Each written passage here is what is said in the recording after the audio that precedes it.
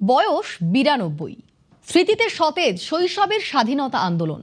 মাত্র 10 বছর বয়সেই যোগ দিয়েছিলেন স্বদেশী আন্দোলনে। সরকারি অফিসে পোস্টার লাগাতে গিয়ে ধরা পড়ে যাওয়ায় গুনতে হয়েছিল জরিমানা। গান্ধীজির আদর্শ আঁকড়ে হুগলির বলাগড়ের গুণধর বন্দ্যোপাধ্যায় আজও পরেন ধুতি খদ্দ।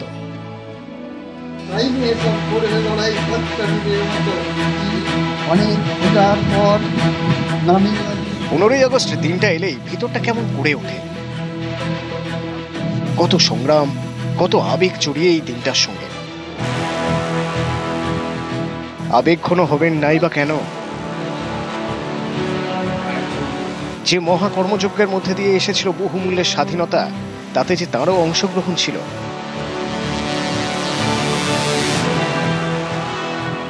সংগ্রামকালে সময়ের ঘূর্ণি অনেককেই কাছে টেনে নেয়। হুগলির বলাগড়ের গুণধর বন্দ্যোপাধ্যায়ও মাত্র 10 বছর বয়সে স্বাধীনতা আন্দোলনের সঙ্গে জড়িয়ে গিয়েছিলেন। এখন 92 বছর বয়স, বাড়িতেই দিন কাটে। সারা দেশ যখন 80তম স্বাধীনতা দিবস উদযাপন করছে, কামারপাড়ার বাড়িতে গুণধর বন্দ্যোপাধ্যায় তখন অগ্নিযুগের বিপ্লবীদের কথা মনে করছেন।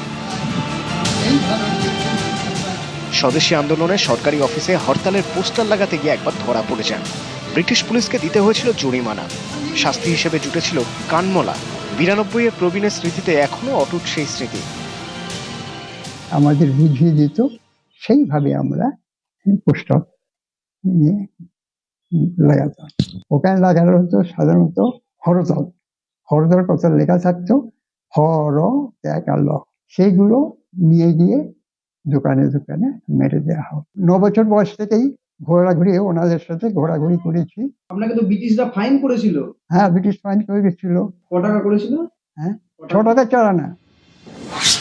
1934 সালে হাওড়ার আমতায় জন্ম। মাত্র 10 বছর বয়সে জ্যাঠতুতো দাদা ঘনশ্যাম বন্দ্যোপাধ্যায়ের হাত ধরে স্বাধীনতা আন্দোলনে যোগ দেন। গুণধর বন্দ্যোপাধ্যায় তখন স্কুল পড়ুয়া। ওনাদের যে সমস্ত কিছু কিছু প্রয়োজন ছিল, ওখানে লাগানো হতো সাধারণত হরতাল। সেইগুলো নিয়ে গিয়ে দোকানে দোকানে মেরে দেওয়া হয়। পুলিশ আসছে কিনা, কোনো বিদেশি সাদা ড্রেসে আসছে কিনা, এই সমস্ত লক্ষ্য রাখা।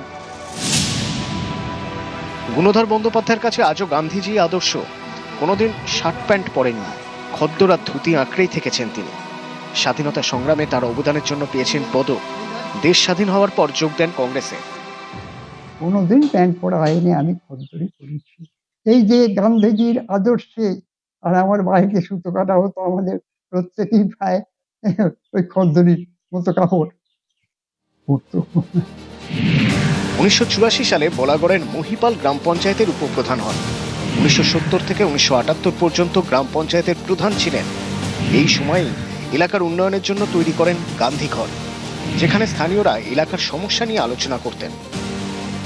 বরাবরই গান্ধীবাদী আন্দোলন থেকে গান্ধীজির ডাকে সাড়া দিয়ে আমার পরিবারে আমার ঠাকুরদাদা, আমার ঠাকুরদাদারই বয়সী প্রায় আমার বাবার দাদা স্বর্গীয় ঘনশ্যাম বন্দ্যোপাধ্যায়, এরা সবাই সক্রিয়ভাবে গান্ধীজির আহ্বানে গান্ধীজির সমস্ত আন্দোলনে, স্বদেশী আন্দোলনে ওতপ্রোতভাবে যুক্ত ছিলেন। ওনার ছাত্র অবস্থাতে যে সময় হাওড়ার একটি স্কুলে উনি পড়তেন, তখন মাস্টারমশাইদের উৎসাহেই স্বাধীনতা সংগ্রামে তিনি যোগ দিয়েছিলেন।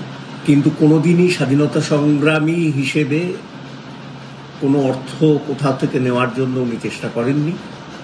পরবর্তী সময়ে উনি মহিপালপুর গ্রামে আদর্শ গ্রাম তৈরিতে বিরাট ভূমিকা নিয়েছিলেন। হুগলি থেকে সোমনাথ ঘোষ, নিউজ 18 বাংলা।